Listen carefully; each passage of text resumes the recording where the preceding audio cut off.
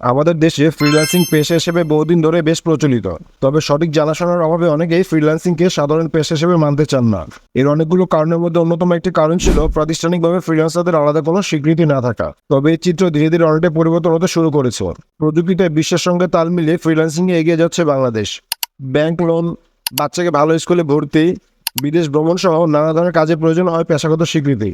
এমন হাজারো সমস্যার সমাধান এবং কাজের নতুন দিগন্ত খুলে দিতেই আনা হয়েছে ফ্রিল্যান্সার আইডি কার্ড। সরকারিভাবে ফ্রিল্যান্সারদের স্বীকৃতি দিতে 2020 সালে সরকারের আইসিটি ডিভিশন, স্টার্টআপ বাংলাদেশ এবং Bangladesh freelancer development society BFDS যৌথভাবে কাজটি করছে, যেখানে ফ্রিল্যান্সাররা খুঁজে পাবে নিজেদের কাজের সনদ। BFDS অনেকদিন ধরে কাজ করছিল কিভাবে ফ্রিল্যান্সারদের একটা স্বীকৃতি দেওয়া যায়, তাই যৌথভাবে শুরু হয়েছে এই উদ্যোগটি। তবে কারিগরি পুরো বিষয়টি দেখভাল করবে BFDS নিজেরাই। দেশে অনেক বড় একটি বৈদেশিক মুদ্রা আসছে এই খাত থেকে, কিন্তু সঠিক দিক নির্দেশনা না থাকায় সেগুলো সঠিক হিসাব ছিল না। অন্যদিকে ফ্রিল্যান্সাররাও পড়ছেন নানা ধরনের সমস্যায়। ফ্রিল্যান্সারদের জন্য এই কার্ডটি থাকবে সম্পূর্ণ ভার্চুয়াল, তবে এটি যে কেউ চাইলে প্রিন্ট করে নিতে পারবেন। হ্যালো এভরিওয়ান, আপনাদের সবাইকে স্বাগত বিডি টেকনেটের আরেকটি নতুন ভিডিওতে। আজকের ভিডিওতে আমরা আলোচনা করব ফ্রিল্যান্সার আইডি কার্ড নিয়ে। চলুন তাহলে প্রথমে দেখে আসি ফ্রিল্যান্সার আইডি কার্ড কি।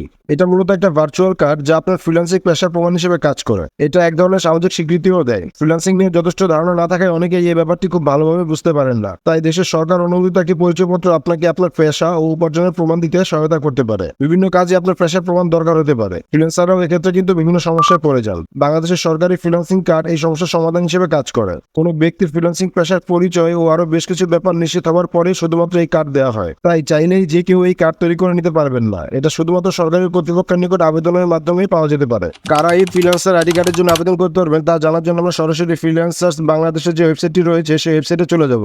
সো আমরা একটু নিচে স্ক্রল করে দেখতে পারবো, এখানে বলা হচ্ছে who can apply for freelancers ID card. So এখানে তারা এই ফ্রিল্যান্সারদেরকে সাধারণত তিনটি ক্যাটাগরিতে ভাগ করছেন। প্রথমটি হচ্ছে ইন্ডিভিজুয়াল ফ্রিল্যান্সার। সেখানে বলা হচ্ছে freelancer or online worker who works by his or her own. তার মানে হচ্ছে একজন ফ্রিল্যান্সার ব্যক্তি যিনি অনলাইনে নিজের জন্য কাজ করে থাকেন। দ্বিতীয়টি হচ্ছে freelancer team owner, an individual who owns or operates a small team up to 15 members of freelancers. সেখানে বলা হচ্ছে একজন ব্যক্তি যিনি সর্বোচ্চ 15 জন মেম্বারের একটি টিম অপারেট করেন। তৃতীয়টি হচ্ছে freelancer team member, an individual who is a member of a freelancer team. তার মানে হচ্ছে একজন ব্যক্তি যিনি ফ্রিল্যান্সার টিমের আন্ডারে কাজ করেন, but before applying his or her team owner must have an approved freelancer ID. কিন্তু তাকে অবশ্যই অ্যাপ্লাই করার পূর্বে তার টিমের যে ওনার থাকবে তার অবশ্যই কিন্তু একটি ভ্যালিড ফ্রিল্যান্সার আইডি কার্ড থাকতে হবে। এবং এই পর্যায়ে আমরা দেখে নিব যে আসলে ফ্রিল্যান্সার আইডি কার্ড পাওয়ার জন্য যে যোগ্যতাগুলো রয়েছে সেগুলো কী কী। এলিজিবিলিটি যে ক্রাইটেরিয়াগুলো রয়েছে সেগুলো হচ্ছে, নাম্বার 1 হচ্ছে সিটিজেন অফ বাংলাদেশ, তাকে অবশ্যই বাংলাদেশের সিটিজেন হতে হবে এবং তার অবশ্যই একটি বাংলাদেশের আইডি কার্ড থাকতে হবে। দ্বিতীয়টি হচ্ছে earned a minimum of $1,000 via online work in the last 12 months। তার মানে হচ্ছে তাকে অবশ্যই বিগত 12 মাসের মধ্যে তাকে অবশ্যই কিন্তু সর্বনিম্ন $1,000 উপার্জন করতে হবে। এবং তৃতীয়টি হচ্ছে ফরেন সোর্স অফ আর্নিং, তার আয়ের উৎস অবশ্যই কিন্তু কি বৈদেশিক হতে হবে, দেশীয় কোনো আয় হলে কিন্তু হবে না। তৃতীয়টি হচ্ছে can provide proof of contract or job obtained via market place or direct the client. তার মানে হচ্ছে তাকে অবশ্যই কিন্তু কি তার কাজের যে কন্ট্রাক্টটি ছিল সেটি দেখাতে হবে, অথবা সেটা সে অথবা মার্কেট প্লেস থেকেও নিতে পারে অথবা সে সরাসরি ক্লায়েন্টের কাছ থেকেও নিতে পারে। এবং পঞ্চম যেই ক্রাইটেরিয়া রয়েছে সেটি হচ্ছে earnings are obtained by providing legal means of service or sale of digital products. তার মানে হচ্ছে কি তার যে আর্নিংটা হবে সেটা অবশ্যই কিন্তু কি লিগাল হতে হবে। এবং শেষে বলা হচ্ছে failure to maintain any of the above mentioned eligibility criteria May result in the rejection of the application. আপনি যদি উপরে যে 5টি যে ক্রাইটেরিয়া বলা হচ্ছে 5টি যদি কোনো একটি যদি ফলো করতে না পারেন বা সাবমিট করতে না পারেন তাহলে কিন্তু আপনি এই কার্ডের জন্য যোগ্য বলে বিবেচিত হবেন না। এখন আমরা দেখে নিব আপনারা কিভাবে ফ্রিল্যান্সার আইডি কার্ড পাবেন। যে কোনো ফ্রিল্যান্সারকে ফ্রিল্যান্সার আইডি কার্ড পেতে হলে তাকে অবশ্যই সরকারি যে ওয়েবসাইটটি রয়েছে freelancers.gov.bd এই লিঙ্কটিতে যেতে হবে এবং একটি অনলাইন আবেদনপত্র পূরণ করে আবেদনপত্রটি জমা দিতে হবে। আবেদনকারীদেরকে ব্যক্তিগত তথ্য, কাজের আয় সম্পর্কিত তথ্য এবং দক্ষতা সম্পর্কিত প্রশ্ন করা হবে।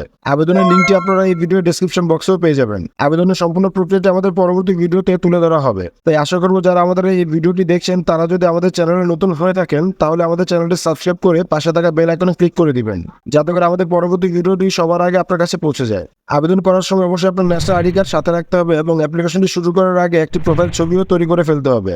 একবার আবেদন জমা দেওয়া হলে আবেদনকারীকে আবেদন ফি হিসেবে 1500 টাকা দিতে হবে। অর্থ প্রদান পদ্ধতির বিশদ বিবরণ বা বিস্তারিত বিবরণ আবেদনকারীর মনোনীত ইমেল ঠিকানায় পাঠিয়ে দেওয়া হবে। আপনার আবেদন প্রত্যাখ্যান করা হলে আপনি আবেদন ফি ফেরত পাবেন 80%, আর বাকি 20% প্রশাসন ফি হিসেবে কেটে রাখা হবে।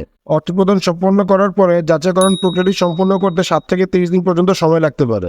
এই প্রক্রিয়াটি চলাকালীন সময়ে একজন মূল্যায়নকারী আরও তথ্যের জন্য আপনাকে ইমেল বা ভিডিও কলের মাধ্যমে যোগাযোগ করতে পারেন। তবে আপনার আবেদন মূল্যায়ন প্রক্রিয়াটি চলাকালীন সময় আপনাকে অতিরিক্ত কিছু কাগজ প্রদান করতে বলা হতে পারে, যেমন পেওনিয়ার বা যে কোনো online payment gateway account statement, freelancing marketplace account statement, ব্যাংকের স্টেটমেন্ট এবং রেমিটেন্স সার্টিফিকেট। আপনি আপনার ফ্রিল্যান্সিং উপার্জনের রেকর্ড আছে এমন কোনো কাগজ প্রদান করতে পারেন। মূল্যায়ন প্রক্রিয়াটি অংশে একটি ভিডিও কল অন্তর্ভুক্ত থাকতে পারে, যেখানে আবেদনকারীকে তার কম্পিউটার স্ক্রিনও শেয়ার করতে বলা হতে পারে এবং কিছু তথ্য যাচাই করতে বলা হতে পারে। সফল যাচাইয়ের পর আবেদনকারীকে ইমেল বা এসএমএস এর মাধ্যমে জানিয়ে দেওয়া হবে। এরপর আবেদনকারীরা freelancers.gov.bd এর পোর্টালে লগ ইন করতে পারবেন এবং আইডি কার্ডটি দেখতে বা ডাউনলোড করতে পারবেন এবং তাদের প্রয়োজন অনুযায়ী তারা চাইলে কিন্তু এটা প্রিন্টও করে নিতে পারবেন। এরপর যে আমরা দেখে নিব ফ্রিল্যান্সার আইডি কার্ডের বৈধতা বলতে আমরা আসলে কি বুঝি। একবার একটি আবেদন অনুমোদিত হয়ে গেলে এবং একটি virtual freelancer ID card issue করা হলে এটি 12 মাসের জন্য বৈধ হবে। আবেদনকারীকে এই 12 মাসের মধ্যে কার্ডের সম্পূর্ণ তথ্য আপডেট করতে বলা হতে পারে। যে কোনো আপডেটের অনুরোধ একটি নতুন অ্যাপ্লিকেশন হিসেবে বিবেচিত হবে এবং এটি অবশ্যই একটি যাচাইকরণ প্রক্রিয়ার মধ্য দিয়েই যাবে।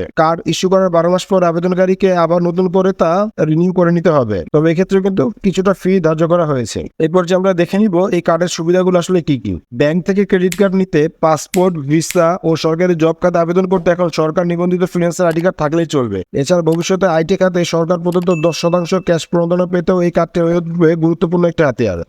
এবং খুব শীঘ্রই কিন্তু freelancer.gov.bd ওয়েবসাইটে কিন্তু বেশ কিছু এরপর ফিচার যুক্ত করা হয়েছে এবং আরো কিছু ফিচার প্রক্রিয়াধীন রয়েছে। এই ফিচারগুলোর মধ্যে রয়েছে tutorial hub, mentor market place, freelancers event, freelancer banking এবং ফ্রিল্যান্সার্স ওয়েলফেয়ার কমিউনিটি ইত্যাদি। ফ্রিল্যান্সিং আইডি কার্ড মূলত আপনার একটি পরিচয় বহন করে। এটি আপনার পেশার প্রমাণ। সরকার থেকে অনুমোদিত এই প্রমাণ অত্যন্ত গুরুত্বপূর্ণ একটি কাগজ হিসেবে কাজ করতে পারে। আপনার পেশা বা আয়ের প্রমাণ দরকার হতে পারে বিভিন্ন কাজে। যারা ফ্রিল্যান্সিংকে নিজেদের একমাত্র ও প্রাথমিক পেশা হিসেবে বেছে নিয়েছেন তাদের এতদিন পর্যন্ত কিন্তু প্রমাণ করার জন্য কোনো কাগজপত্র ছিল না। ফ্রিল্যান্সার্স আইডি কার্ডের মাধ্যমে এই দুয়ার খুলে গিয়েছে। বলা যায় সরকার আপনাকে এই আইডি কার্ডের মাধ্যমে নতুন একটি পেশার স্বীকৃতি প্রদান করেছে। সো এতটুকুই ছিল আমাদের আজকের ভিডিওটি। আশা করবো আমাদের ভিডিওটি আপনাদের ভালো লেগেছে এবং আপনাদের যদি আমাদের ভিডিওটি ভালো লেগে থাকে তাহলে অবশ্যই আমাদের চ্যানেলের পাশেই থাকবেন। সো ধন্যবাদ সবাইকে, ভালো থাকবেন, সুস্থ থাকবেন। আসসালামু আলাইকুম।